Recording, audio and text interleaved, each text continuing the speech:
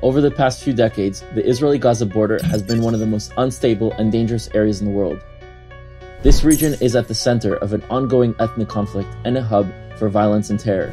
In 2006, Hamas, a world-recognized terror organization, brutally seized control over Gaza and immediately called for the elimination of Israel and the murder of all Jews worldwide. Unfortunately, the Gaza population has been suffering ever since.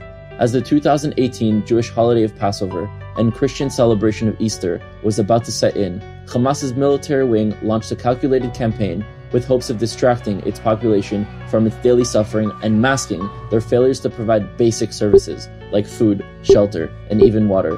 Their goal was simple: to storm the border with tens of thousands of innocent people and to infiltrate the security fence in order to attack nearby Israeli communities.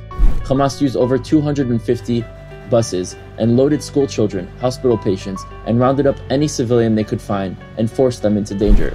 Their twisted logic dictated that even if they failed to infiltrate the border, then at least Palestinians would be killed in the process, and their deaths could be used to target Israel in the media. The death of any individual is horrible and tragic, but the use of those deaths to fulfill political agendas is beyond immoral. As of the 5th of April, 18 Palestinians have been killed, 11 of which were confirmed known terrorists. No one should have been killed, because no one should have been there. It is yet another example of how Hamas uses the Palestinians living in Gaza as human shields and pawns in their attacks against Israel. Who in their right minds forces women and children to be in the same vicinity as rocket launchers, Molotov cocktails, burning tires, and gunfire aimed at Israeli soldiers? Hamas knows exactly what happens when you shoot at soldiers on the border, and that is exactly what they are betting on. They want the casualties to rise in order to sell their narratives to the world. Context is key, and Hamas thinks it can get away with using its population to create statistics that hurt Israel in the media. Every country has a moral obligation to protect its citizens, and Israel is no exception. If you support justice for Palestinians and want an end to this conflict, you must condemn Hamas for its human rights violations and the use of innocent Palestinians' lives to attack Israel.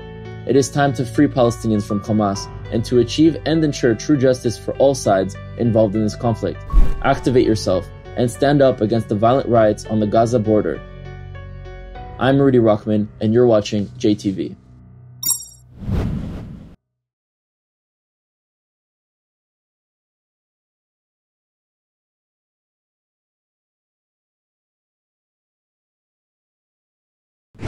To stay up to date with the latest JTV content, if you're on YouTube, click subscribe below the video and the alarm bell. And if you're on Facebook, click the like button, and under following, click see first.